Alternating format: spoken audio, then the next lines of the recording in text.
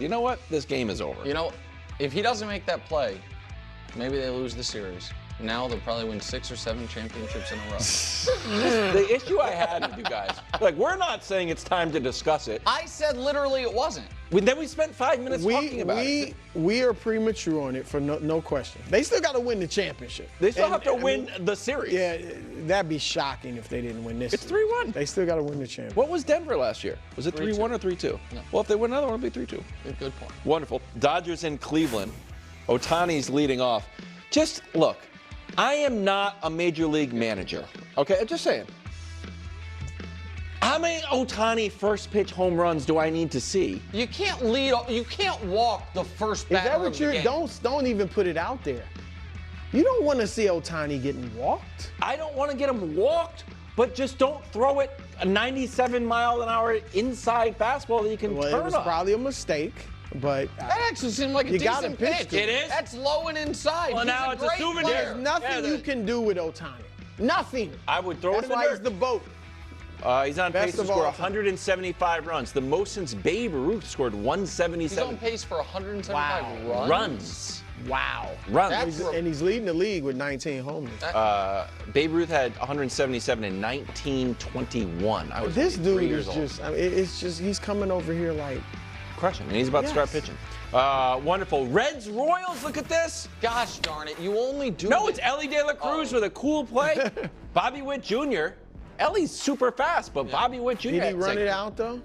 I don't know, actually. he- He probably was he- could have run a little He bit looks like he was faster. probably loafing. But still, great play by your boy. But the Royals lost. Reds Great win, play. Royals lost. They're 6 games behind the Tigers, but they're actually have a good record. Yeah, You had a the point about that. Tigers are just unbelievable. Weird, Padres Marlins tied at 3 in the bottom of the 11th, men on first and third. The old wild pitch walk-off. Padres win. They're 2 games behind the Dodgers. Moving on to the wonderful. Under a minute to go. Jaden trying to cut it to 3. This is a sick move, actually, but Chet. Great. Chet was great, not only offensively, but defensively. Yeah. His 3 blocks. defense was That Little bit was a big everything one. from Yep, Chet. yep. It was good. A lot of just easy put. I guess those are the offensive rebounds. A lot of put-back dunks. Felt Yep. like maybe he only had 4, but felt like It felt like the Thunder Stars against the Timberwolves role players. yes, That's what it was. That's what I mean. the and the Timberwolves, role players were the phenomenal. Timberwolves All props got to them. 64 bench points. Dante was they on were- fire. those guys About were time he great. showed up. Final weird. Head out to the French Open. Number 2 seed Coco Gauff starts the match with no rackets. Her coach forgot to put her rackets in the bag. So then finally, someone comes out and What'd I gives tell her you? rackets. What? Team sport. It is a team sport. That's what I tried to tell you. She dispatched Olivia Gadecki, 6'2", who later said, "Now that I think about it, it seems like that was the only way I was going to win the match." You have that attitude. Did she really say that? Yes. Wow. You have that attitude, it's over before it begins. Coco's on to the second round on Thursday, and that's a weird and wonderful from National Pastime. 100 days away from the beginning of the NFL season. Major rule change is no change. Tush push stays. Last week, in a story we've been trying to get in the show for days, Ben Johnson was asked about incorporating the play into his playbook. Since he's such a genius, offensive mastermind, here was his response. Man, I tell you what, does it become an explosive play ever? Have you ever seen a tush push become an explosive play? Does it become a first down or a touchdown? Yeah, I like explosive play. I like big plays. So I'm not a big tush push guy myself. I mean, Brew, your reaction. No, I would like to go if I. Go for it. This guy is unbelievable. The floor is yours. KW. And then yours, because you, Yes. you really want to sing on yeah, this because one. good, but break. But here's KW. All the audience wants from us Is what? consistency. No. Hold on. They want to be What? entertained. Yes, but You're Mr. If we're all Mr. Consistency, no one is. okay, fair enough.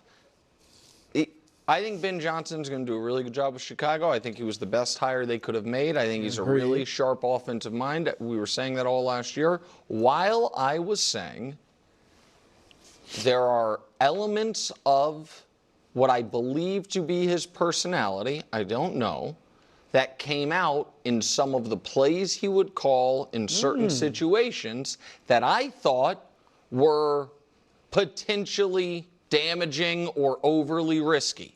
For the Lions, last year, And when I was making those points, you loved him.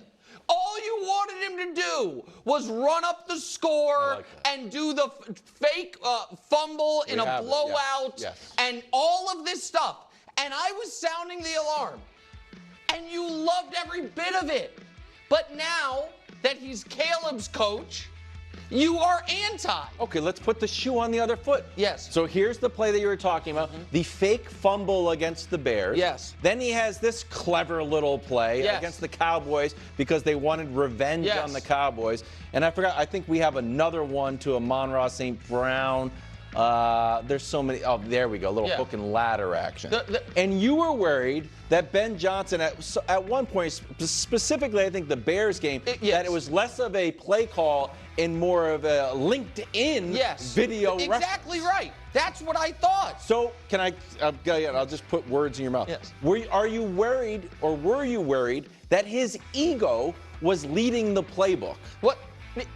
100%. And do you think that is still a concern for the Bears? 100%. Then we're on the same page. But the point that I am making is, you seem shocked by this response when it was very clear that Ben Johnson believed, and maybe correctly, his own press clippings. When you are running the fake fumble, those first two I didn't really have a problem with because those are close games. Early in close games is particularly the last one we showed, the hook and lateral to Amon-Ra St. Brown. That's late in the half. I actually think that's a sharp play. It's this, where you have full control. You're about to go up 3 scores on Chicago, and you bust it out there. And he did another one that we didn't have the footage of that was late in the fourth quarter of the game. But it's very clear Ben Johnson believes I'm that dude, and I'm not going to run out of trick plays, and I don't need your stinking tush push because I'm going to get 30 yards. Clearly all of that.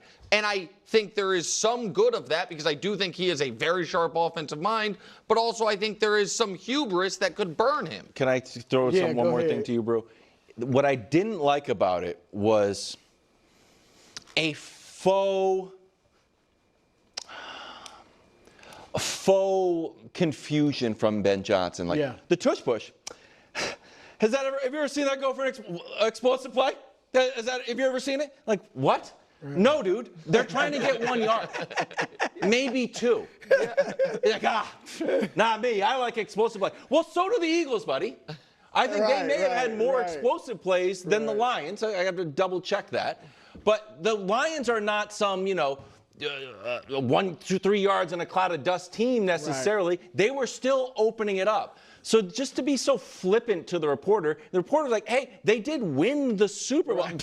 Not me. I like explosive plays. What is it, 4th and 1 on the goal? I'm going to throw it to 30 yards, like Bo Jackson in there. And this is my final point, Brew. I'm still fired up, even though I said I was going to get you the ball. Do your thing. I'm going to be a little, this is my Tom Cruise, A Few Good Men moment. Then why did you vote against it? Why did the Chicago Bears, if the tush push, not explosive, why did you vote against it? Because there's only one team, this is like a Bleacher Report thing, they put it together, even though it's not the most hard research in the world. The Lions were the only team who the Eagles have on their schedule next year who said, you know what, tush push, we'll roll with it. That's fine. Every other opponent voted against it. But on Friday, November 28th, in Philadelphia, 3 o'clock, turns out that tush push, pretty effective. Well, great stuff there. Nick, you have worried our team's going to start running this more and more. That might be the game that Philadelphia runs it 12 times. That's a great point. But look, I'm with you. I like Ben Johnson. I'm with Nick in that. I thought it was a great hire.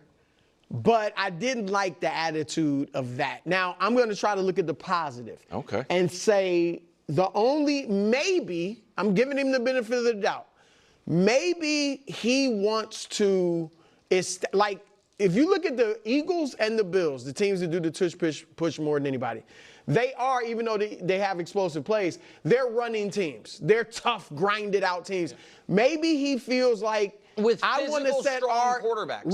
Right. Our identity is going to be flashy, trick plays, explosive plays. Yes. Maybe that's why, honestly, why he's saying we're not going to do that, just because that's not our identity. Everything we do is going to have explosion in it. Yeah, that'll be Even though fantastic. it'll be 4th and 1 sometimes, or 3rd and 1, and we'll go short. But I think that I'm giving him December the benefit of the 14th doubt. in Chicago against the Browns. 12 tush Let's see pushes. how that one goes. I think they'll do well in that game. You do? Yeah. Against Aaron- the Browns, I do. Against the Browns defense? Yeah, you Airing got that thing Browns out over the Bears. in Chicago. Has anyone seen my other flip-flop? Where on earth is this thing?